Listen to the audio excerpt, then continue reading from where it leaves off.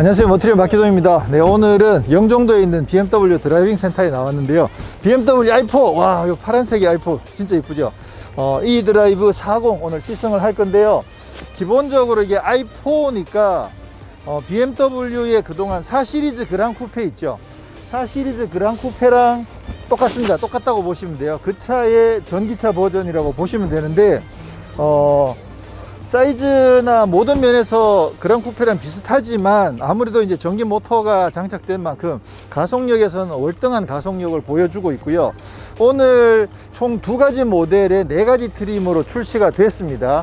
그래서 BMW i4에 40이 있고요. e드라이브 40이 있고 M50이 있고 총 2가지가 있거든요. 그래서 40은 후륜 구동의 싱글 모터고요. 그 다음에 M50은 듀얼 모터의 4륜 구동이죠. 그래서 M50 같은 경우에 제로백이 3.9초. 와, 뭐 그 정도면 상당히 강력합니다. 오늘 제가 시승할 모델은 e드라이브 40 모델입니다. 뿅. 지금 시승하고 있는 모델은 i4 e드라이브 40 모델이고요. 재원이라든가 이런 부분들이 오늘 구체적으로 발표가 돼 가지고 지금 전기 모터는 후륜에 하나 250kW 환산하면 340마력이고요. 토크가 43.85 kgm 토크가 나오고요. 그리고 배터리가 이게 84kWh가 장착이 되어 있거든요. 그러니까 배터리 용량도 넉넉하게 장착이 되어 있고요. 그래서 지금 복합으로 인증받은 주행 가능 거리가 429km, 후륜 구동 기준으로 429km여서 이 정도면 상당히 잘 나왔다고 볼 수가 있겠죠. 그리고 제로백은 5.7초. 제로백 5.7초면 사실 상당히 강력한 거거든요. 지금 보시는 것처럼 이게 후륜 구동인데도 힘 진짜 좋아요. 네, 우선은 컴포트 모드에서 먼저 출발을 했는데요. 그래서 전체적으로는 상당히 단단한 편이긴 한데 그 소프트한 요철을 걸러주는 그 소프트한 구간이 조금 길게 설정이 되어 있는 것 같아요. 그래서 요철도 꽤 잘 걸러주기도 하지만 전체적으로 굉장히 단단함이 느껴지는데도 불구하고 약간은 이렇게 그 요철 구간을 지나갈 때 약간은 울렁울렁 하는 느낌이 조금 있습니다. 근데 이게 이제 스포츠 모드가 되면 그러면 그게 많이 줄어들죠. 그러면 확실히 그 좀 더 타이트하게 잡아주는 그런 느낌들이 듭니다. 그리고 스포츠 모드가 되면 가속 자체도 조금 더 강력해지고요. 기본적으로 이게 그 4 시리즈 그랑 쿠페랑 사이즈가 거의 비슷하거든요. 휠 베이스랑 전 길이랑 차 폭은 똑같고 높이가 1cm가 더 높아요. 그게 아무래도 이제 배터리가 들어가다 보니까 그런 부분들 때문에 바닥에 배터리는 비교적 얇은 배터리가 장착됐다고 하긴 하거든요. 이게 두께가 10cm짜리라고 하는데 얇은 두께의 배터리가 장착돼 있어도 아무래도 바닥 자체가 조금은 높아질 수밖에 없죠. 그래서 키를 조금은 더 키운 게 아닌가라고 이제 추측을 하게 되는데 그렇게 해서 이제 머리 위 공간을 확보해야 되는 상황이어서 근데 지금 배터리가 바닥에 깔려 있다 보니까 시트 포지션이 기존 4 시리즈 그랑 쿠페보다는 조금 높은 느낌이 들긴 합니다. 그래서 이게 그랑 쿠페 느낌이 안 들고 약간은 3 시리즈보다도 조금 더 높은 그런 느낌이에요. 그래서 시트 포지션은 조금 높게 설정이 되어 있다. 그렇긴 하지만 전체적으로 무게 중심은 좀 더 낮아져 있어요. 이 배터리를 바닥으로 더 낮출 수는 없거든요. 기본적으로 지상고를 확보해야 되니까. 그렇게 해서 배터리가 조금 들어가면 약간 높이가 높아지긴 하지만 전체적인 무게 중심으로 봤을 때는 무게 중심이 꽤 많이 낮아져 있어 가지고 코너링에서도 상당히 안정감이 있고 그리고 이제 또 이 차 같은 경우에는 앞쪽에 엔진 자체가 없거든요. 그렇죠. 지금 후륜 구동이다 보니까 전기 모터도 뒤에만 걸려 있는 거죠. 와, 그러고 보니까 BMW 최초의 RR이네. 네, 자, RR 모델을 오늘 시승을 하고 있는 상황인데, 자, 어쨌건 엔진이 없다 보니까 앞머리도 굉장히 가볍고, 지금 첫 느낌은 승차감이 상당히 좋고, 그리고 힘도 상당히 강력하다. 네, 지금 강화도까지 운전해서 왔는데요. 잠깐 차를 좀 살펴보면 기본적으로는 4 시리즈 그랑 쿠페랑 사이즈가 거의 똑같습니다. 길이랑 휠 베이스랑 폭은 똑같고 길이만 1cm가 더 높습니다. 그리고 디자인적으로는 보시는 것처럼 그릴이 앞에 막혀 있는 부분이 아무래도 전기차이기 때문에 여기가 좀 차이가 나고요. 그리고 테두리에도 이렇게 파란색으로 장식을 해놨죠. 기본적으로 모델이 e드라이브 40이 있고 M50 두 가지가 있는데 각 모델별로 또 트림이 두 가지가 있습니다. 그래서 프로 트림이 있는데 요거는 기본 트림이에요. 기본 트림이 보시면 여기 이제 BMW LED 라이트가 들어가 있는데 요 윗급부터는 전부 다 레이저 라이트가 들어가죠. 그리고 50이랑 40의 프로에는 레이저 라이트가 들어가는 점들이 차이가 나고, 외관상에서는 뭐 그 4 시리즈 그랑 쿠페랑 사실 큰 차이가 없어서 뭐 멀리서 딱 봤을 때는 잘 모를 것 같아요. 그릴이나 배지를 안 보면 전기차인지 사실 좀 잘 모를 것 같고, 휠은 요거 19인치 휠인데 요게 전기차용인데도 나름 공력 성능을 굉장히 강조를 많이 해가지고 일단 무게도 많이 줄였고요. 그리고 공기 흐름이나 이런 부분들을 좋게 해서 연비에도 도움이 많이 되는 그런 휠이 적용이 되어 있습니다. 이게 그랑 쿠페인 만큼 프레임리스 도어가 앞뒤에 다 적용이 되어 있고요. 루프 라인이 이렇게 굉장히 날렵하게 떨어지는 모습이 굉장히 멋있죠. 뒷모습도 기본적으로는 이제 4 시리즈 그랑 쿠페랑 큰 차이가 없고요. 여기 이제 전기차인 만큼 i4 배지가 붙어 있고, BMW의 후륜 구동에는 S 드라이브가 들어가죠. S 드라이브, 사륜 구동은 X 드라이브가 되는데 지금 이건 전기차에서 E 드라이브라고 되어 있습니다. 그래서 E 드라이브 40이라고 네이밍이 붙어 있죠. 그리고 아래쪽에 보시면 이제 그 머플러가 구멍이 아예 없습니다. 그리고 디퓨저가 큼지막하게 자리 잡고 있는 점이 아무래도 전기차인 만큼 차이가 나고요. 트렁크도 이제 이렇게 열리죠. 여기 실제로 생긴 것만 보면 여기만 트렁크만 열린 것처럼 생겼지만 그냥 쿠페다 보니까 패스트백 스타일로 열려 가지고요. 이거는 뭐 기본적으로 4 시리즈 그랑 쿠페랑 똑같습니다. 뒤쪽에 이제 12V 이런 게 있고, 그러고 보니까 지금 현대기아 차에 있는 뭐 V2L 이런 기능들이 여기에는 없거든요. 그래서 그런 점들은 현대기아 차가 워낙 좀 잘 해놓은 거여서, 전기차면 아무래도 V2L 이런 거 있으면 전기를 좀 더 다양하게 활용할 수 있는데 그게 없다는 점은 좀 아쉽긴 하네요. 지금 여기는 트렁크가 따로 존재하진 않습니다. 이게 커버가 열리진 않거든요. 여기 열어보면 여기 이제 뭐 이렇게 조절할 수 있는 것들만 조금 있고, 여기도 마찬가지고, 그리고 여기 뭐 트렁크가 있다든가 하진 않고, 보면 여기 이렇게 봤을 때 안에 그냥 비어 있거든요. 그런 거 감안하면 트렁크를 만들어 줬어도 됐지 않을까라는 생각이 들긴 하는데, 일단 앞은 뭐 아무것도 없이 깔끔하게 이렇게 잘 처리가 되어 있습니다. 자, 그리고 실내도 뭐 기본적으로 4 시리즈 그랑 쿠페랑 똑같은 줄 알았는데 우와, 완전 다른데 이거. 일단 기본적으로는 4 시리즈 그랑 쿠페랑 기본 디자인은 똑같긴 합니다. 근데 보시는 것처럼 이렇게 커버드 디스플레이가 딱 적용이 돼 가지고 이거 하나 바꿨을 뿐인데 차는 완전 딴 느낌이죠. 와, 엄청 미래적인 느낌이 들기도 하고 훨씬 더 고급차라는 생각이 들 만큼 이 커버드 디스플레이 굉장히 멋있습니다. 그래서 IX랑 같은 사이즈의 커버드 디스플레이가 적용되어 있습니다. 요거는 12.3인치고요. 이쪽은 14.9인치, 거의 15인치예요. 이게 커버드가 적용되어 있는 기아 EV6 같은 경우에는 12.3, 12.3인데 이거는 12.3, 14.5. 그래서 좌우가 사이즈가 실제로 디스플레이 사이즈는 조금 다릅니다. 이쪽이 훨씬 더 시원시원하고 큼지막하게 적용이 되어 있죠. 이렇게 해보면 굉장히 다양한 메뉴들을 쓸 수가 있고, 위젯수를 추가해 가지고도 자기 스타일대로 또 정리를 할 수도 있습니다. 내비게이션 들어가면 화면이 막 큼지막하게 이렇게 마련되어 있고요. 그 다음에 스마트 크루즈 컨트롤 조절하는 건 이쪽에 있고, 또 오디오 조절하는 건 이쪽에 있고, 스티어링 휠도 기본적으로는 뭐 4 시리즈 그랑 쿠페랑 같고요. 버튼이 이제 스타트 스톱 버튼이 파란색으로 되어 있는 것 하면서 이제 시동이 걸려 있습니다. 그 외에는 기본적으로는 뭐 큰 차이는 없는 것 같아요. 그래서 여기서 이제 주행에 따라서 뭐 회생 제동이 된다든가 주행된다든가 그런 화면들을 여기서 보여주고 있고요. 이게 기본적으로는 주행 가는 거리가 429km인데 지금 77% 남아 있고 328km를 주행할 수 있어서 뭐 연비나 주행 거리는 429km면 뭐 상당히 잘 나온 것 같아요. 주행 거리는 굉장히 잘 나온 것 같습니다.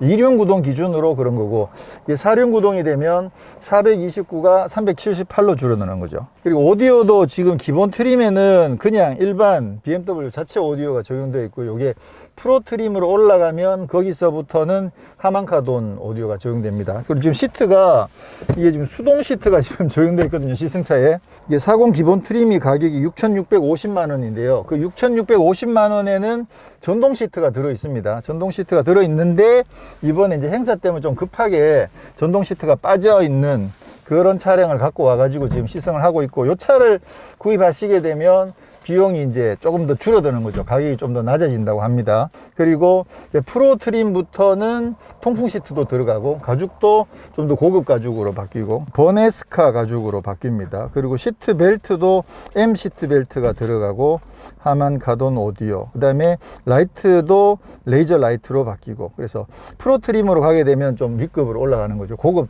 옵션이 들어가 있습니다. 그 다음에 지금 M50 같은 경우에 가격이 8,490만 원이거든요. 그래서 8,500만 원을 넘지 않기 때문에 보조금을 절반을 받을 수 있는데, 이게 M50 프로가 가격이 8,660만 원이에요. 그러면 8,660만 원이면 프로는 보조금을 못 받느냐? 그건 아니고요. 요거는 옵션을 적용해 놓은 거기 때문에 기본적으로 M50 프로도 보조금 50%를 받은 상태에서 M50 프로는 옵션이 적용된 모델이다. 이렇게 이해하시면 되겠습니다. M50 프로 같은 경우에는 뭐 시트 벨트가 뭐 M 시트 벨트로 바뀌고, 인테리어가 카본으로 바뀌고, 뭐 이런 식으로 조금 더 고급스러운 좀 다이나믹한 M 느낌이 나는 그런 옵션들이 좀 더 추가가 돼서 윗급으로 포지셔닝이 되어 있고요. 4 시리즈 그랑 쿠페랑 뭐 같기 때문에 뒷좌석도 굳이 따로 비교할 필요는 없긴 합니다만, 앞서도 말씀드린 것처럼 시트가 바닥이 아무래도 조금 높아요. 그래서 기본적으로 최저지상구가 같다고 하더라도 지금 시트 바닥이 조금 높다 보니까 특히 뒷좌석에 앉았을 때 자세가 조금 여기가 많이 뜨죠. 그래서 조금 불편한 감이 있습니다. 요건 아마 그냥 4 시리즈 그랑 쿠페보다 시트에 앉는 느낌은 조금 더 불편하지 않을까, 그런 생각을 해봅니다. 그리고 공간은 요거 지금 시트를 제가 운전하는 자세로 맞춰 놓은 건데, 앉아보면 주먹 하나 정도가 더 들어가는 공간이 있는데, 공간이 뭐 아주 여유롭진 않습니다. 아무래도 이게 5 시리즈가 아니고 6 시리즈가 아니고 4 시리즈다 보니까 아주 많이 여유 있지는 않죠. 머리 위 공간도 지금 머리 위가 살짝 닿는 정도거든요. 살짝 스치는 정도. 그래서 아무래도 이제 그랑 쿠페다 보니까 뒤가 좀 날렵하게 떨어지면서 머리 위 공간도 아주 여유 있는 정도는 아니고, 이 정도면 그냥 딱 무난한 수준인데, 시트 등받이도 좀 많이 서 있는 편이고, 그래서 뒷좌석은 이게 아무래도 그랑 쿠페라서 더 그럴 수밖에 없겠죠. 일반 세단보다 뒷좌석 자체가 아무래도 조금은 활용도가 떨어진다고 봐야겠죠. 이거 기본 모델에는 2열에 열선 시트가 빠지고요. 프로 트림으로 가야만 2열에 열선 시트가 추가가 됩니다. 지금 서스펜션에 그 요철을 걸러주는 부분이 폭이 좀 넓다고 말씀드렸는데, 그러다 보니까 확실히 노면을 지날 때마다 이렇게 약간은 울렁하는 느낌이 조금씩 계속 남아 있습니다. 이게 깔끔하게 바로 지나자마자 바로 딱 걸러주고 매끈해지는 느낌이 아니라, 지금 노면이 오늘 시승 코스 자체가 좀 계속 이렇게 요철이 연속이 돼서 그런지 모르겠는데 조금은 울렁하는 느낌이 조금 미세하게 남는 느낌이 좀 있고요. 스포츠 모드에서는 엑셀을 살짝만 밟아도 차가 계속 훅훅 나가다 보니까 훅 나가면 또 훅 서게 되고, 그래서 계속 이 울컥울컥 하는 느낌들이 좀 많이 생기거든요. 그래서 지난번에도 그 전기차가 뒤에서 멀미 난다고 하셨던 그런 댓글들이 있었는데, 제 생각에는 그게 차의 세팅보다는 전기차의 특성상 차가 울컥울컥 나가고 하다 보니까 그런 것들이 좀 멀미로 연결되지 않나라는 생각이 듭니다. 그래서 혼자서 좀 다이나믹한 퍼포먼스를 즐길 때는 스포츠 모드가 괜찮지만, 평상시에 좀 부드럽게 주행을 해야 될 때는 컴포트뿐만 아니라 아예 그냥 에코 프로로 가시는 그것도 저는 방법이라고 생각을 해요. 그래서 에코 프로가 되면 확실히 엑셀을 조금 깊이 밟아야 차가 움직이고, 그런 만큼 울컥하고 나가는 면이 확실히 덜 하거든요. 이게 다른 전기차들도 마찬가지일 텐데, 제가 느끼기에는 요 BMW i4가 이렇게 확확 나가는 느낌들이 좀 더 자극적으로 나가는 것 같아요. 그게 이제 BMW라는 어떤 그런 브랜드의 아이덴티티가 있잖아요. 그런 걸 감안해서 좀 가속력을 제대로 즐길 수 있도록 그렇게 세팅이 된 게 아닌가, 그런 생각을 살짝 해봅니다. 이 드라이브 모드를 바꾸게 되면 이 화면이 이렇게 바뀌거든요. 근데 이 화면이 너무 오래 켜져 있어. 한번 보여주고는 바로 빠지면 좋은데 내비게이션을 봐야 되는 경우들이 있을 거 아니에요. 근데 내비게이션을 보고 가고 있는데 드라이브 모드를 컴포트로 바꿨어요. 그러고 이게 너무 오래 있어. 다음에 만약에 교차로가 바로 나오면 어디로 가야 되는 거야? 헤맬 수가 있어서 이게 생각보다 오래 노출되고 있는 건 좀 아쉽네요. 굳이 이럴 필요까지는 없는데. 네, 지금 간단하게 와인딩을 한번 타보는데요. 지금 이게 응답성이 워낙 좋잖아요. 전기차다 보니까 뭐 제로백도 제로백이지만 엑셀을 밟았을 때 응답성 자체가 워낙 좋거든요. 그러니까 이게 패들 시프트를 당겨서 기어를 내리고 이런 사전 조치 없이도 바로바로 즉각적으로 튀어나가고, 그런데다가 하체 밸런스도 상당히 좋은 편이어 가지고 지금 약간의 와인딩을 타봐도 타는 맛이 굉장히 좋거든요. 그렇게 봤을 때 오늘 시승 행사가 영종도에 있는 BMW 드라이빙 센터에서부터 시작을 했는데 오늘 거기 이제 서킷이 오늘 공사 중이에요. 정비를 하고 있더라고요. 그러느라고 오늘 서킷을 못 타봐서 좀 많이 아쉽네요. 거기서 좀 서킷에서 제대로 타봤으면 BMW가 만들면 전기차도 역시나 굉장히 다이내믹하다라는 부분들을 좀 제대로 확인할 수 있지 않았을까 하는 아쉬움이 좀 있습니다. 그리고 지난번에 iX 시승할 때도 말씀드렸던 그 BMW의 아이코닉 사운드 일렉트릭, 그러니까 가상 사운드가 이거 영화 음악의 거장 한스 짐머가 만든 사운드가 여기에 들어있거든요. 그래서 그거를 나름 뭐 듣는 것도 괜찮긴 한데 제가 EV6도 그렇고 전기차를 타보니까 저는 개인적으로는 아예 그냥 그 사운드를 꺼버리고 조용하게 타는 게 저는 더 마음에 드는 것 같아요. 이게 한스 짐머가 했는데도 불구하고 한번 들어볼까요? 그래도 한스 짐머니까. 주행 설정에서 구동 장치 및 차체에 가면 이 아이코닉 사운드가 있거든요. 여기서 키면 이 사운드 소리가 나죠. 예, 근데 요거를 스포츠로 바꾸게 되면 또 다른 소리가 나는 거죠. 왕 하는 그 한스 짐머의 영상에서도 약간은 우주선을 타고 있는 듯한 느낌, 이런 표현들이 있었는데 실제로 사운드에서도 조금 우주선 느낌 같은 그런 느낌이 들거든요. 근데 이거 뭐 나름 이거 자체를 상황에 따라서는 좀 즐기는 것도 괜찮긴 할 텐데, 근데 평상시에는 뭐 굳이 아예 그냥 끄고 조용하게 타는 것도 저는 상당히 좋더라고요. 그래도 아무래도 이제 전기차니까 조용한 거가 또 전기차의 제일 큰 매력이니까 한스 짐머한테는 좀 상당히 죄송스럽네. 근데 뭐 사운드 자체는 굉장히 매력적이기도 하고 재미도 있고요. 그리고 이것도 만약에 한스 짐머가 계속적으로 이 차에 적합한 사운드를 작곡을 해서 곡을 완성하면 그거를 그냥 온라인으로, 그죠? 온라인 업그레이드를 통해서 자동으로 업데이트가 된다고 하거든요. 그렇게 되면 또 새로운 사운드도 다양하게 즐길 수 있게 되는 거죠. 그리고 지금 시승차는 기본 트림이어서 통풍 시트가 없다는 점, 네, 좀 아쉽죠. 그리고 주행 가는 거리도 이게 429km인데 뭐 에코프로 놓고 평상시 좀 잘 타면, 물론 아직 데이터가 하나도 없긴 합니다만 일반적으로 전기차의 특성을 감안해 보면 뭐 잘하면 500km도 탈 수 있을 거라고 보거든요. 그렇게 따지면 진짜 괜찮죠. 스마트 크루즈 컨트롤과 차로 유지도 잘 적용이 되어 있고요. 지금 특히나 BMW 같은 경우는 이 차로 유지를 하다가 이 스티어링 휠에 잡으세요 경고가 떴을 때 요거 손만 이렇게 살짝 갖다만 대면 자동으로 해지가 되거든요. 이렇게 흔들지 않아도 된다는 거죠. 이게 최근에 이제 제네시스 G90에 이게 적용되면서 조금 관심을 받았는데, 사실 이걸 제일 먼저 쓴 건 BMW거든요. BMW 7 시리즈에 이게 제일 처음 나왔을 때부터 벤츠는 여기에 힘이 들어가야만 운전대를 잡고 있다고 인지를 했지만 BMW는 터치를 하고 있어서 전기 신호만 가면 인지를 하는 구조여가지고 굉장히 편리하다고 말씀드렸는데, 지금 요 같은 경우에 손가락 하나를 대면 모르고 손가락 2개만 붙이면 그러면 얘가 핸들을 잡고 있다는 걸 알고 있거든요. 그래서 이런 점들도 굉장히 편하죠. 그래서 이거 같은 경우는 그냥 핸들 잡고 있으면 차가 내가 잡고 있다는 걸 항상 인지를 하고 있어요. 그래서 핸들을 잡으십시오 경고를 계속 추가로 내보내지 않는다는 점 굉장히 편리하죠.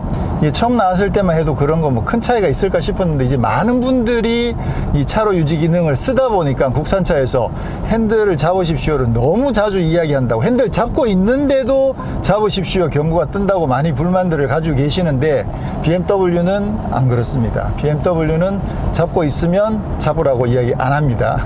근데 아쉬운 거는 이제 스마트 크루즈 컨트롤이랑 차로 유지가 각각 따로 되지 않는다는 거, 그거는 조금 아쉽긴 하죠. 현대기아차 같은 경우에는 차로 유지만 따로 선택을 할 수 있기 때문에 그것도 나름 상황에 따라서는 굉장히 편리한데 따로따로는 선택할 수 없는 거는 조금 아쉽긴 합니다. 네, 오늘은 이렇게 해서 BMW에서 처음으로 선보인 순수 전기 세단 물론 이제 뭐 SUV도 있고 여러 가지 있었는데 전기 세단으로서는 이제 첫 전기차가 되는 거죠. 그래서 4 시리즈 그랑 쿠페의 이제 전기차 버전인 BMW i4를 시승을 했고요. 그 중에서 40과 50 두 가지가 있는데 오늘은 40을 시승을 했습니다. 기본적으로 보조금은 이제 50%를 받을 수 있는 상황이고요. 지금 40을 시승을 해보니까 제가 오늘 이제 50을 아직 못 타봤기 때문에 50은 이름에 M50이거든요. 그래서 그 차는 좀 더 강력한 퍼포먼스를 지향하지만 제가 봤을 때는 이 40 자체가 가성비라든가 여러 가지 면에서 상당히 경쟁력이 높지 않나라는 생각을 저는 합니다. 물론 이제 50이냐 40이냐 둘 중에서 골라야 된다면 좀 더 강력한 50, 특히나 이게 BMW이기 때문에 M이 붙어 있기 때문에 M50도 굉장히 관심이 많이 가긴 합니다만 아무래도 이제 i4만을 기준으로 봤을 때는 저는 요 40, 그 중에서 이제 프로 트림, 왜냐면 그냥 기본 40은 통풍 시트도 없고요. 또 아무래도 뭐 레이저 라이트도 없고 이런 부분들이 있다 보니까 기왕이면 이제 프로 트림을 선택하시게 되면 편의 장비나 이런 부분들도 잘 갖춰져 있는 상태의 i4를 선택하시게 될 거라고 생각을 해서 제가 봤을 때 그 차 정도면 굉장히 괜찮은 것 같아요. 일단 힘 자체가 굉장히 강력한데 이게 2륜만 가지고도 340마력이다 보니까 이게 굉장히 강력하거든요. 특히나 BMW 하면 또 후륜 구동에 워낙 강점이 있잖아요. 그런 만큼 이 후륜 구동의 340마력 i4도 정말 저는 굉장히 매력이 있다고 생각합니다. 그래서 원할 때는 정말 강력하고 다이나믹한 달리기도 즐길 수 있지만 아무래도 이 차는 평상시에도 많이 타야 되기 때문에 그렇게 봤을 때는 뭐 스포츠 모드를 선택하지 않고 이걸 에코 프로를 선택한다든가 이렇게 되면 에코 프로 선택하시면 주행 가는 거리도 확 늘어나거든요. 그러면서 평상시에 굉장히 부드럽게 탈 수가 있기 때문에 그런 점에서 저는 괜찮지 않나. 이게 일상적인 용도로 봤을 때 BMW와 굉장히 잘 어울리는 전기차다 이런 생각이 드는 거죠. 다만 국내에서도 이제 워낙 많은 분들이 겨울에 눈 오는 거 뭐 이런 거를 약간 이게 겁내하시면서 사륜구동을 선택을 많이 하시죠. 사륜구동 아니면 후륜이기 때문에 후륜에 340마력이면 이거 컨트롤하기 힘들 수도 있잖아요.